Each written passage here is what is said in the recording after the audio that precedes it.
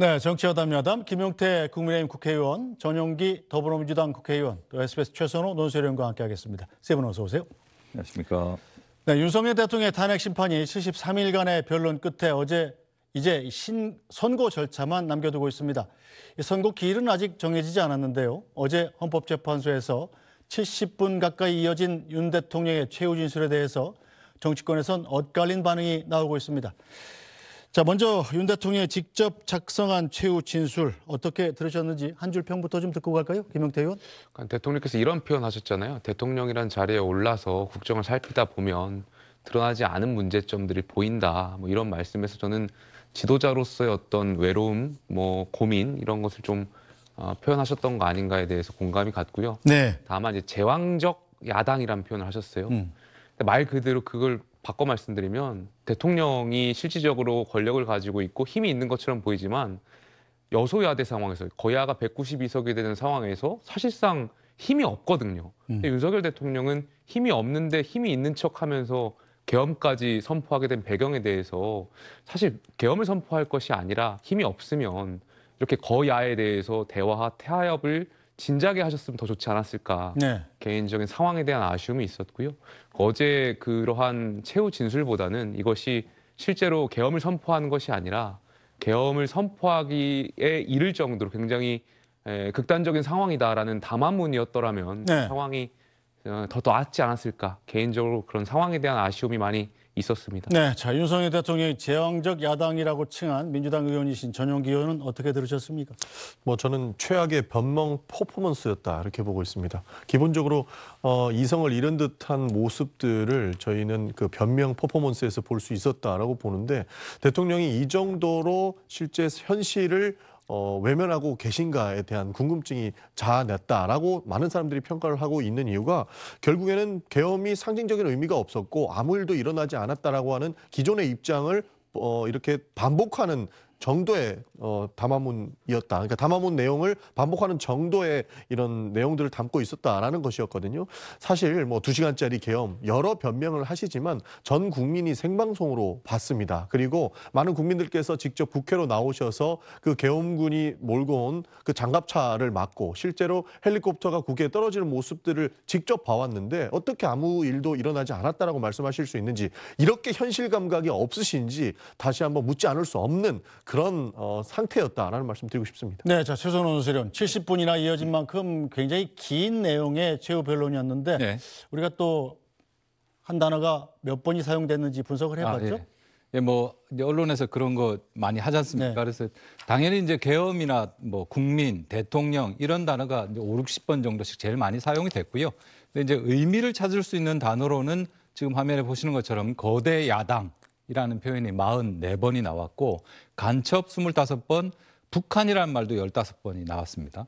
그래서 이 말들을 보면 이제 지난 12월 12일 대통령이 했던 담화에서도 그렇고 이른바 나라 안팎의 국권 침탈 세력, 반국가 세력, 그리고 거대 야당의 입법 독재에 의한 지금의 상황을 이른바 비상 상황, 그러니까 이 집권 이후에 지금까지 계속 비상 상황이었고 이런 상황에서 한 계엄은 이제 경고용, 호소용이라는 기존의 주장을 저런 맥락 속에서 계속 되풀이했다 이렇게 볼 수 있는 거고요. 네. 근데 저는 개인적으로 한 번밖에 안 썼지만 제일 귀에 들어왔던 단어가 미안하다라는 표현이거든요. 네. 죄송하다는 말이 2번 나왔고 한 번 나온 게 이제 미안하다라는 말인데 아마도 이제 서부지법 네. 동과 관련된 말로 보입니다만은 자신이 구속되는 과정에 어떤 어려움에 처한 청년들이 있는데 이 청년들한테 옳고 그름을 떠나서 어찌됐건 마음이 아프고 미안하다라고 말을 했는데 저는 이제 이 말에 주목한 이유가 결국은 어제 대통령의 이 최후 진술은 국민 전체에 대한 어떤 통합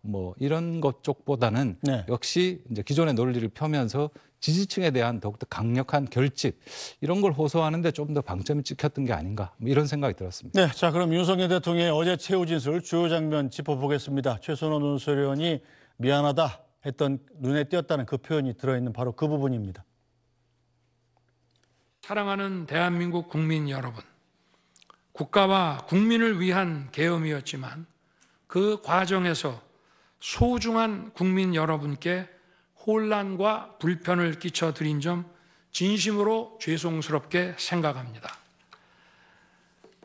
저의 구속 과정에서 벌어진 일들로 어려운 상황에 처한 청년들도 있습니다.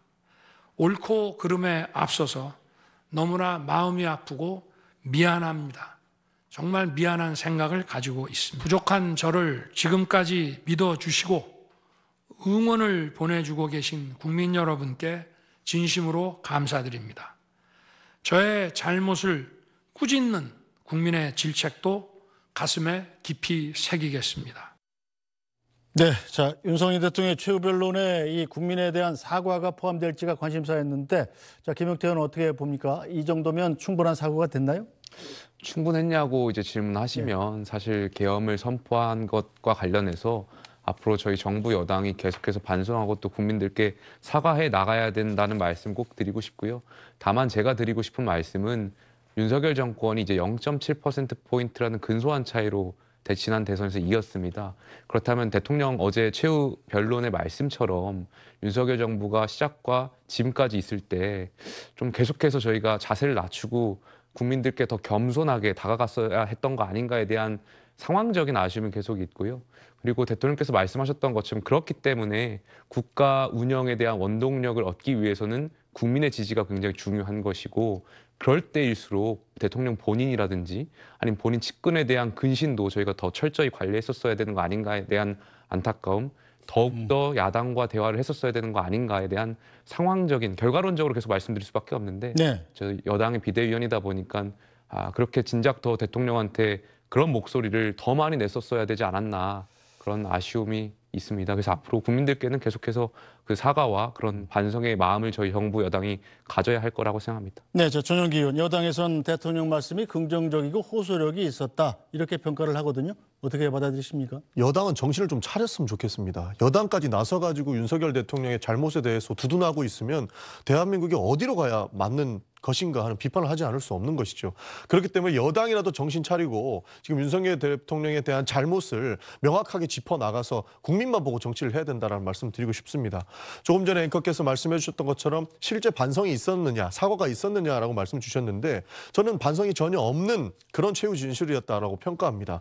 왜냐하면 기본적인 반성이 담보되어 있는 최후 진술이었다라고 한다면 자신이 무엇을 잘못했는지는 명확하게 짚고 넘어갔어야 됐다는 것이죠.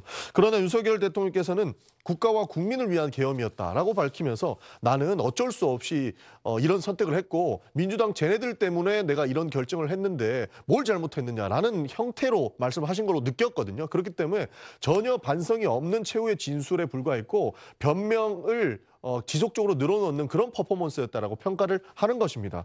추가로 하나 말씀드리면, 북한 이야기도 굉장히 많이 나오고 간첩 얘기도 많이 나왔다고 하는데, 저희가 외환죄에 대한 내용도 특검에 추가해야 된다고 지속적으로 말했던 이유도 계엄을 준비하는 상당한 기간 동안 북한으로부터 도발을 유도한다는 의심을 굉장히 많이 해왔습니다. 실제로 무인기도 보냈고 여러 형태로 그런 도발을 유도하는 형태를 보여왔거든요. 그래서 저희는 의심을 했던 것인데, 본인은 반첩, 북한 외신에서도 뉴욕타임즈였네요. 알고리즘 중독에 의한 최초의 반란이다라고 평가할 정도로 이런 북한, 간첩, 본인의 생각 속에만 갇혀있는 모습들을 지속적으로 보여왔거든요. 이런 것들을 종합적으로 봤을 때 본인은 아무 잘못이 없다라는 것에 방점이 찍혀있는 최후 진술이었던 것이고, 이것을 두둔하는 국민의힘도 지금이라도 정신을 차려야 된다는 말씀을 드리지 않을 수가 없는 것이다. 그렇게 보고 있습니다. 네, 자 김영태 의원, 일단 조금 전에 들어본 얘기 중에 저희 구속 과정에서 벌어진 일들로 어려운 상황에 처한 청년들도 있다. 옳고 그름에 앞서서 너무나 마음이 아프고 미안합니다. 명백히 찍어서 서부지법 폭동 사태로 구속된 청년들을 지칭하지 않았습니다만 문맥상으로는 그게 명백해 보입니다.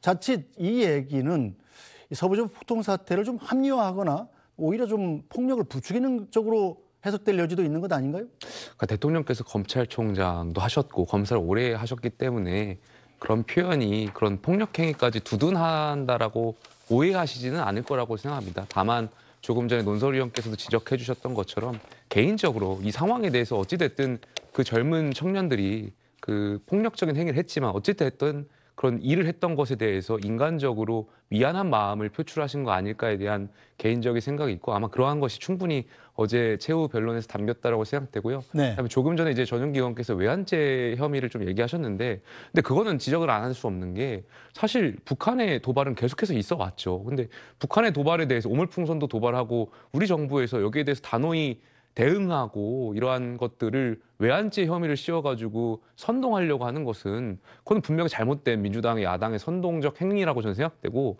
당연히 정부 입장에서는 북한의 도발에 대해서 단호하게 대응해야죠. 그래서 여기에 대해서도 민주당이 좀 합리적인 생각을 좀 해줬으면 좋겠다 이런 생각이 있습니다. 영업을 안 했으면 네. 북한의 도발에 대해서 강력하게 대응하는 것에 대해서는 박수를 칠 일입니다. 실제로 북한이 말도 안 되는 행동을 했을 때 단호하게 대응하는 것이 국가안보적 차원에서 필수적이죠. 그러나 계엄을 준비하는 과정 속에서 이런 내용들이 담겨 있었다고 의심을 받기 때문에 저희는 충분히 이 부분에 대해서는 책임을 물어야 되는 것이고 진실을 밝혀야 된다고 말씀을 드리는 겁니다. 네, 자 최선호 논술위원. 어제 최후 변론에서 또 한 가지가 주목됐던 게 바로 헌법재판소가 기각이든 인용이든 어떤 결정을 내리든 간에 승복하겠다 이런 약속이었는데 그 얘기는 없었어요? 그렇습니다. 그래서 뭐 사실은 그 앞선 노무현 전 대통령이나 박근혜 전 대통령 뭐 최후 진술에 그러면 승복하겠다는 말이 들어가 있었냐? 그건 아니거든요. 근데 이번에 이제 윤석열 대통령 같은 경우에는 말씀하신 대로 지금 서부지법 폭동 사태도 있었고 지금 바깥에서 뭐 헌법재판소를 날려버릴 수 있다라는 그런 이제 격한 어떤 양측의 대립 이런 것들이 있는 상황이다 보니까 보수 진보 할 것 없이 어떻게 보면 좀 승복과 통합의 메시지가 좀 나왔으면 좋겠다 이런 주문들이 있었던 게 사실이죠. 네. 근데 이제 그런 내용은 없었고요. 그래서 그걸 넣는 게 나은지 아닌지에 대한 유불리의 판단 뭐 이런 게 있었는지 이건 뭐 속사정까지는 모르겠습니다만 다만 한 가지 말씀드리고 싶은 건 어제 윤 대통령의 최후 진술 물론 이제 윤 대통령에 대해서 정치적으로 반대하는 사람들은 뭐 황당무계하다 늘 하던 소리 한다 이렇게 조금 뭐 조롱처럼 이렇게 이야기 많이 하는데 사실 꼼꼼히 뜯어보면요. 이른바 이 탄핵 심판의 5가지 쟁점에 대해서 조목조목 이야기하고 있습니다. 그러니까 이게 계엄 사유가 되는지 안 되는지 포고령 1호 어떤지 선관위에 왜 보냈는지 이런 거 하고 특히 이 그중에서 윤 대통령이 콕 찍어가지고 이 2가지에 대해서는 사실관계를 좀 따지겠다라고 말한 게 있습니다. 그게 뭐냐면 정치인 체포와 국회의원 끌어내라라는 말에 대해서는 다시 한번 부인한 게 하나. 두 번째는 국무회의가 제대로 열렸다라고 하면서 이제 93년 YS에 뭐 그때 끝까지 가져오면서 그걸 구체적으로 이야기하거든요. 그러니까 그런 걸 보면 저 쟁점들에 대해서 상당히 아주 구체적으로 자신이 반박하는 그런 어떤 법정 전략 이런 걸 썼다라고 볼 수 있습니다. 알겠습니다. 자, 윤 대통령 최후 진술의 상당 부분을 거대 야당 비판에 집중했습니다. 윤 대통령 거대 야당에게 어떤 문제가 있다고 지적했는지 들어보시죠. 서서히 끓는 솥 안의 개구리처럼 눈앞의 현실을 깨닫지 못한 채 벼랑 끝으로 가고 있는 이 나라의 현실이 보였습니다. 북한을 비롯한 외부 주권 침탈 세력들과 우리 사회 내부의 반국가 세력이 연계하여 국가 안보와 계속성을 심각하게 위협하고 있습니다. 거대 야당은 우크라이나 참관단 파견, 대북 확성기와 오물풍선 대응 검토 등 군의 정당한 안보 활동까지 외환죄라고 우기고 있습니다. 190석에 달하는 무소불위의 거대 야당이 우리나라와 우리 국민 편이 아니라 북중러의 편에 서 있는 것입니다. 이러한 상황이 국가 위기 상황이 아니면 뭐란 말입니까? 거대 야당은 제가 취임하기도 전부터 대통령 선제 탄핵을 주장했고 줄탄핵, 입법 폭주, 예산 폭거로 정부의 기능을 마비시켜 왔습니다. 거대 야당의 공직자 줄탄핵은 정부 기능을 마비시키는 차원을 넘어 헌정 질서 붕괴로 치닫고 있습니다. 흔히들 대통령 중심제 권력 구조를 가지고 제왕적 대통령제라고 합니다. 그러나 지금 우리나라는 제왕적 대통령이 아니라 제왕적 거대 야당의 시대입니다. 네, 자 전용기 의원, 윤 대통령 주장은 이 거대 야당, 즉 민주당을 얘기하는 거죠. 북한, 중국, 러시아 편에 서 있기 때문에 국가 위기다. 그리고 또 줄탄핵으로 정부 기능이 마비됐다라는 주장이거든요. 야당 의원으로서 어떻게 반박하시겠습니까? 그러니까 외신에서도 평가하고 지금 지속적으로 나오는 게 알고리즘 중독에 의한 최초의 반란이다. 최초의 내란이다. 이렇게 말씀드리고 있지 않습니까? 그리고 윤석열 대통령의 말씀, 직전까지의 말씀도 들어봐도 여러분 레거시 미디어 보지 마시고 유튜브를 보세요. 유튜브에서 잘 설명해 줍니다. 이런 식으로 얘기를 하고 있어요. 자신이 생각하고 자신이 맞다고 믿는 것을 다른 사람들한테 강요하고 있는 수준의 진술이었다라고 볼 수밖에 없는 부분이 마치 지금 나온 것처럼 민주당은 북한 편이고 민주당은 러시아 편이다. 이런 걸로 저는 추정을 할 수 있다고 봅니다. 민주당이 어떻게 북한 편이고 러시아 편입니까? 민주당은 국민 편이고 대한민국이 잘 되기 위해서 어떠한 것을 해야 되는가에 대해서 끊임없이 고민하고 있는데 본인의 생각과 같지 않다고 저런 식으로 법정에서까지 이야기하는 모습은 그동안 윤석열 대통령이 법조인으로서 지켜왔던 그런 내용들마저 다 부정하고 있는 것이라고 저희는 생각을 합니다. 그래서 윤석열 대통령이 정말로 바람직하지 못한 모습을 전 국민에게 보이고 있다라는 비판을 하지 않을 수가 없습니다. 네, 자 김용태 의원, 윤석열 대통령 얘기는 거대 야당이 북한의 지령을 받고 있고 선거에도 개입했다. 뭐 이런 얘기도 있던데.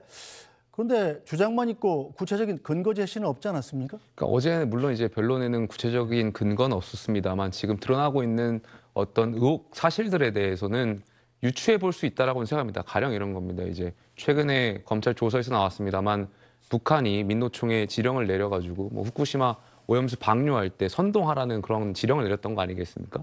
혹은 진보당이 최근에 언론에서 공개됐는데 진보당 2021년 집권 전략 보고서를 보면은 지금도 나와 있습니다. 진보당의 강령의 한미동맹 해체라는 게 분명히 명시되어 있거든요. 이러한 것들을 통해서 유추해 볼 수 있을 텐데 다만 제가 드리고 싶은 말씀은 이러한 겁니다. 아무리 그러니까 그런 것이 있다고 하더라도 국가 지도자라면 자동적으로 우리 사회가 유지될 수 있는데 제어하는데 좀 큰 힘을 보태셨어야지 너무 극단적인 방법을 통해서 이걸 해결하려고 했던 것은 너무 많은 국민들께 불안감을 오히려 준 거 아닌가 이런 생각이 있습니다. 가령 이런 겁니다. 그러니까 우리 몸에 세균이 들어왔다라고 해서 네. 우리가 자동적으로 우리 몸이 정화하고 또 그 부분을 어떤 소독을 통해 가지고 배출해내야 되지 온 몸을 그냥 샅샅이 훑어가지고 그 세균을 버리려고 하는 건 아니지 않습니까? 그래서 그런 것처럼 대통령께서 자동적으로 좀 국가 운영할 수 있는데 제어할 수 있는 측면이 더 부족하지 않았나 그런 좀 안타까운 생각이 있습니다. 네,